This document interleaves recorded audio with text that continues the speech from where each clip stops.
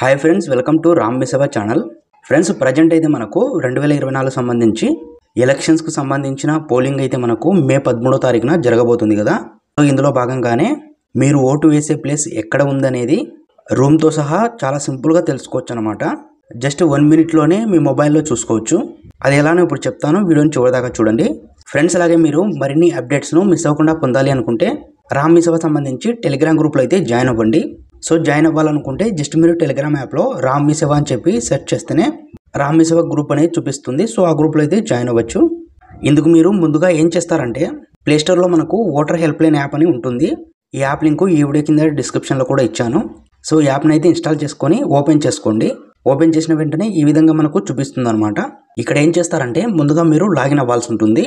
ఇక్కడ mobile number పాస్వర్డ్తో login అవ్వాల్సి ఉంటుంది.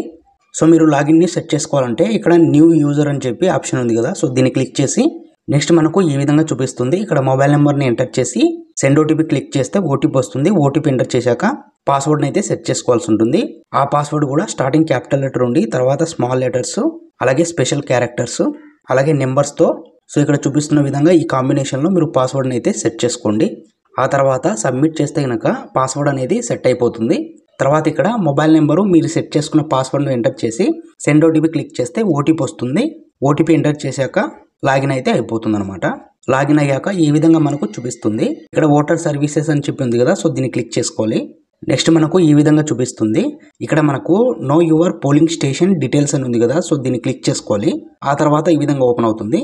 సో ఇక్కడ వచ్చేసి మీరు మీ ఓటర్ కార్డ్ సంబంధించి నెంబర్ ఉంటుంది కదా. సో ఆ నెంబర్ని ఇక్కడ ఎంటర్ చేసి ఇక్కడ సెర్చ్ పోలింగ్ స్టేషన్ అని క్లిక్ చేస్తే మీ ఓటర్ సంబంధించి డీటెయిల్స్ అయితే చూపించి ఇక్కడ కింద మనకు పోలింగ్ స్టేషన్ అని ఉంది కదా.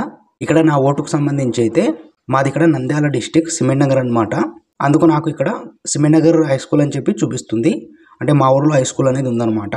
సో ఈ హై స్కూల్లో రూమ్ నెంబర్ 3లో నేను ఓటు వేయాల్సి ఉంటుందని చెప్పి ఇక్కడ చూపిస్తుంది. మీ పోలింగ్ కేంద్రం ఎక్కడ అనేది రూమ్తో సహా చూపిస్తుంది అనమాట.